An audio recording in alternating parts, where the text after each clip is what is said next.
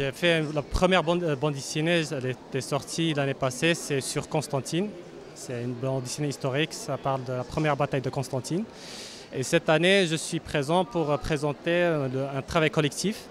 C'est dans le cadre d'un projet algéro-italien entre un BDiste italien et deux BDistes algériens dont je fais partie, avec Stefano Orsetti, Bouchra Mortari et moi, Rassim Bey Ben Yahya. On a fait un travail, on a fait une résidence, la première à Alger, et la deuxième c'était à Venise. Et c'est de là qu'est sorti le travail qui s'appelle le carnet des trois voyageurs.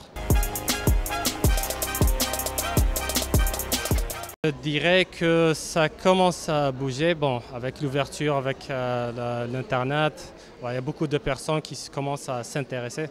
Bon, il ne faut pas oublier qu'avant les années 90, il y avait beaucoup, enfin, la bande dessinée algérienne, il y avait une notoriété sur on lisait beaucoup la bande dessinée. Après, bon, malheureusement, après la décennie noire, il y a eu beaucoup moins de lecture. Et là, on est en train de redécouvrir la bande dessinée. Donc c'est pas encore ça, je dois dire, mais ça continue doucement mais sûrement. Il y a un public, voilà, c'est surtout la nouvelle génération, née après 90-2000, qui s'intéresse à ça, voilà, qui aime bien lire les bandes dessinées, les mangas, vous savez. Donc il y a un intérêt qui grandit d'année en année. Personnellement, je pense que tout ce qui peut se rapprocher à l'identité algérienne, enfin tout ce qui se passe en Algérie en fait, du quotidien algérien. Par exemple, comme j'ai dit, j'ai fait une première bande dessinée sur Constantine, mais c'est sur l'histoire de l'Algérie, voilà, qui rentre dans l'histoire de l'Algérie. Donc on essaie de correspondre à la bande dessinée, de trouver l'identité de la bande dessinée algérienne en fait.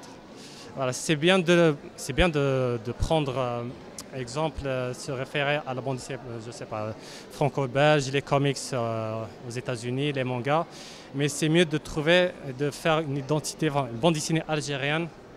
Voilà, je pense qu'il faut aller sur cette voie-là.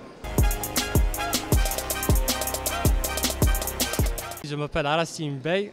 Bon, c'est pas par hasard parce que j'ai un père qui est artiste. Il m'a donné le prénom Rassim, ce qui vient du verbe Rassama. Donc c'est vraiment, je suis né au milieu des tableaux et des sculptures de mon père.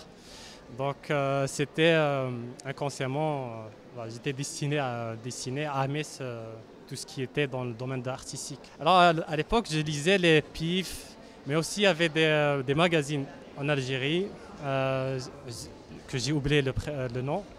Il y avait des magazines tunisiens aussi qui s'appelaient Qaws Qazah aussi, donc que j'aimais très bien lire à l'époque. Et ça a eu une influence sur moi, je pense. Voilà. Et quoi de mieux que la bande dessinée pour raconter des histoires et de partager son imaginaire, voilà, pas seulement par l'écriture, mais par le dessin. Voilà. Il y a de l'écriture, on peut faire passer des émotions, mais on ne peut pas faire passer par l'écriture comme le dessin.